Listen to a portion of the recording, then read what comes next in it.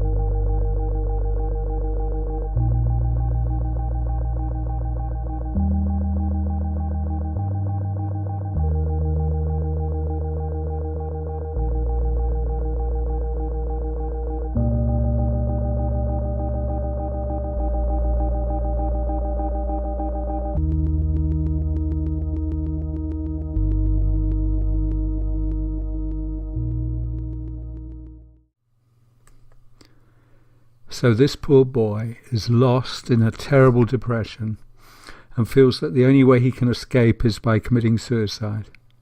And of course suicide, especially for young boys, occurs more often than we would dare to admit. But the idea that it is stigma that is stopping this young lad finding what he needs is ludicrous. And the idea that talking about his problems is the answer is also way, way wide of the mark, as I have shown in an earlier video. What this poor boy needs is to go and see someone who actually knows what his problem is and can explain it to him and can take control for him and lead him back to emotional health, which is rather different from what is available. That is not stigma, it's sheer ignorance that is the problem. Okay, and now watch this.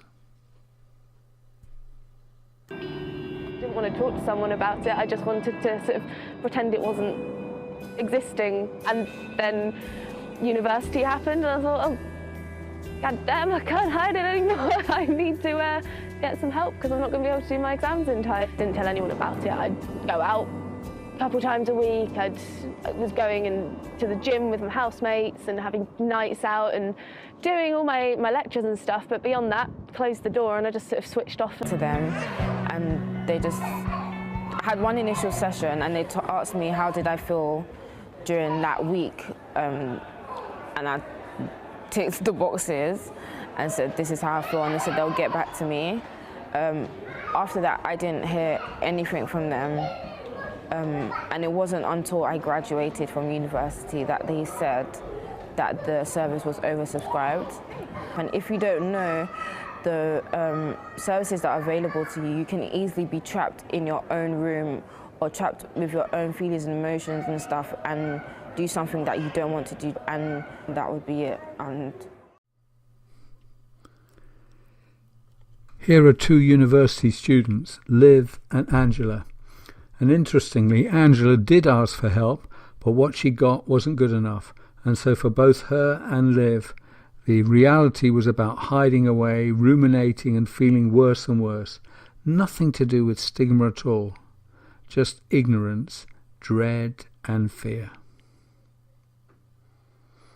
And finally, watch this. Illness is making us sicker. Just a couple points from the article that I found the most interesting. Basically, the root of stigma is the perception of the mental illness and the fear of it. The fear is mostly associated with these disorders that I've talked about today, and probably a dozen more. I don't think many people are that afraid of someone with depression or anxiety, but they are stigmatized to be seen as more weak, but that's not really the point of this video. The fear of these disorders causes them to have social distance from people who are diagnosed with these disorders, and that distancing can cause social isolation for that person and extreme loneliness. And that's just not healthy for anyone, let alone someone who's already struggling with a mental illness. If someone comes out about having one of these mental illnesses, sometimes people will pull away and be afraid and like think that, you know, their mind just spirals and they have all these expectations and perceptions about the mental illness because of society and the stigma in society. And it's that rejection that can then become harmful to the person who's experiencing the mental illness. Also, there's something called self-stigma, which I think sometimes can be even stronger than stigma in society, and that is when the person who's dealing with the mental illness is aware of the stigma in society and will internalize that and kind of blame themselves and hurt themselves in that way. And they start to believe things about their own mental illnesses, or that they're not worthy, or that they're, you know, lower than everyone else. And they can have self-esteem issues, and it can just kind of spiral in their mind when they have this self-stigma thing going on in their brain. So I could probably do a... What did you think of that? We had a presumably well-known YouTube personality expanding on how feelings of separation and isolation and fear of mental illness can lead to a lack of self-esteem and so on, and become self-feeding. And in this, of course, she's right. But if you want to call it stigma, but it really isn't that, and it's not helpful to call it that, in my opinion. And now back to my argument. What I'm saying is the bottom line is that there is more to a successful society than it is just and fair, even if there was agreement about what that meant. And so anti-discrimination is not everything. And in the case of mental illness, it certainly does no good, as ignorance is so widespread and is doing such harm, and is far and away a better explanation of what is going on than to lazily call it stigma. It also risks weakening our humanity, as this focus on stigma divides us and does not connect us. For it is when we are ignorant of others, of who they are and what they believe in and what they do, that our prejudice is fueled. Moreover, we will focus on these differences if we as individuals or as member of a group feel threatened and unsafe. That it will be the differences that we give our attention to, rather than our common humanity. And in the field of mental illness or mental problems, as I don't like the term illness, that it should be used so lightly, there is almost total ignorance. There is still no medical or chemical marker for any so-called mental illness. Not one. There is no evidence for the use of medication that would ever be accepted for the equivalent treatment of physical illnesses. And of course, those who are enduring mental difficulties are often helpless and confused by their dependence on medical personnel and the medical model of mental illness. And for the treatment of depression specifically, I have argued that the NHS is almost completely bereft of wisdom and authority, and is attempting to do something that is in fact against its nature. So ignorance is everywhere, both by those suffering and by society in general. And how does it help those who suffer to stay ignorant and to focus on this ignorance by feeding fears of stigma and discrimination?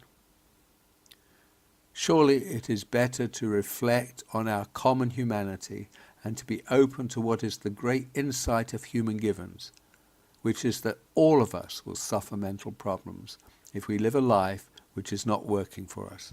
And most mental problems can be understood as a failing attempt to rectify this situation, and so makes matters worse. And that recovery is there for most of us by healing the mainly emotional resources that are not working, and by taking action that gets that life working better. Thank you.